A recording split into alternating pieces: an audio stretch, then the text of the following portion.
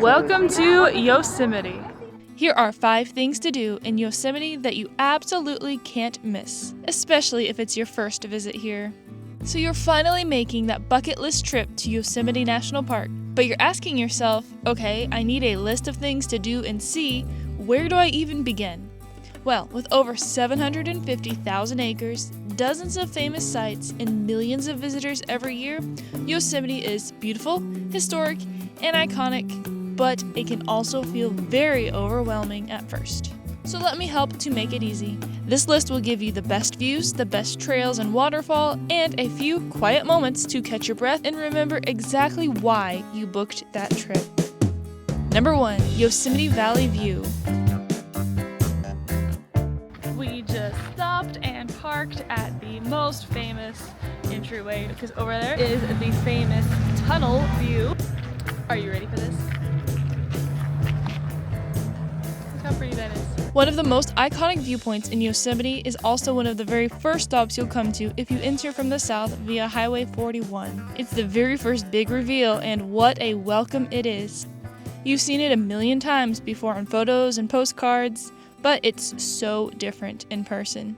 This sweeping view of Yosemite Valley showcases El Capitan standing tall on the left, Vernal Fall spilling down on the right, and in the distance, Half Dome, framed perfectly in the center. You'll probably be standing here with a ton of other people, yes, but that is all right. Take the photos, but also just stop, take a photo in your mind, because your photo, let's be honest, will look like everyone else's. Snap that selfie and then just stare at it.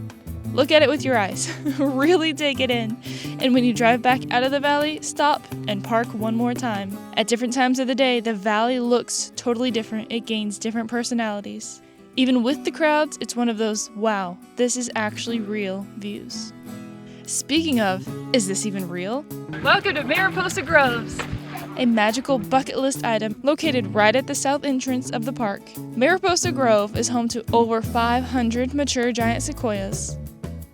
Welcome to Mariposa Groves. This is our first stop for day 2 at Yosemite. We got our cameras, we got our sleeveless shirts because it is so much warmer today, and yesterday we got warm, so definitely a layers type thing, but it also, the sun feels so nice, and the air is so crisp, and it's like we're in the mountains. Anyway, okay, let's go see some giant trees. To reach the Grove, you have to park at the bottom, Welcome Plaza, which also has a cute little gift shop and information center, and then take the free shuttle to the trailhead. If you have a handicap placard, you can drive up to the top lot. From the drop-off, it's an easy stroll to see the iconics, like the Grizzly Giant, California Tunnel Tree, the Bachelor in Three Graces, and the Fallen Monarch. Each tree has a name and its own personality as well. It's peaceful and absolutely stunning. Okay, now you can check that off your bucket list. And if you haven't had number 3 on your bucket list already, make room for one more on that list and then check it off as soon as you get here. This stunning waterfall hike is worth every uphill step. And by every uphill step, I mean it's literally all uphill. But there is a break in the middle at a bridge, which is a great spot to take a lunch break. Bring your rain jacket too because it's called Mist Trail for a very accurate reason. The Mist Trail is one of the most famous hikes in Yosemite, and it is also one of the best hikes for first-time visitors who want a challenge with a huge waterfall payoff. It starts near Happy Isles in Yosemite Valley and takes you alongside the Merced River and up to Vernal Fall. If you want to hike further, you can make it eventually up to Nevada Fall. But your average hiker can plan for Vernal Fall and be perfectly happy with that hike decision. The hike to the top of Vernal Fall is 1.6 miles one way with over 1,000 feet of elevation gain. This is a very good lunch spot. There's a lot of people having lunch there. We kind of found this quiet spot. So, peanut butter and jelly sandwiches time, and Pringles. Very good, healthy, hiking snack.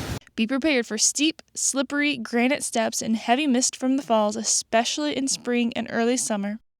Good traction on your shoes required, and rain jackets recommended. Welcome to the top of the waterfall. Speaking of recommended, Glacier Point is one that gets you out of Yosemite Valley to see the dramatic viewpoints looking over 3,000 feet down into the valley floor below. There's a few hikes you can do up here, including Taft Point and Sentinel Dome, but driving to the top gives you amazing views without that hike. This is where you can find that classic twist in the road, some ice cream at the top, and picture-perfect views. Glacier Point is open from late spring through fall, and when we went in late May, there was still snow at the top. The viewpoint is flat and paved, making it accessible for all visitors. Number 5. You don't need to hike like 32 miles to be moved by this place. Spend time in Yosemite Valley. Park your car, walk or hop on a shuttle, ride a bike through the trees, sit in a meadow. Enjoy a peanut butter and jelly sandwich with El Capitan in the background. Tell me that's not true luxury. Welcome to the Yosemite Visitor Center, the place where you can get things for your fridge, for your family, or your future grandkids. There's a visitor center, a small grocery store, gift shop, and yes, places to grab a hot meal or an ice cream cone. This is the Yosemite Main Street. Over there is a grill. Behind us is the Welcome Center, and here is a village store. Let's go check it out. And sometimes the best memories are made sitting on a log with a peanut butter sandwich and a view. Also, don't miss Yosemite Falls, the tallest waterfall in North America. Sentinel Bridge is also a great photo op, especially if you're chasing that half-dome sunset reflection. Whether you're planning a weekend visit or a full Yosemite itinerary, these 5 stops will give you unforgettable experiences. And then you can find even more once you're there. This is a good starting point. Yosemite has a way of making you feel really small, but also super alive. That's it from Yosemite National Park. I hope you enjoy lots of memories, some hiking hair, don't care, and lots of good pictures. If this helped, give it a like, drop a comment below, tell me what I might have missed, and check out my other videos. Safe travels! See you next time!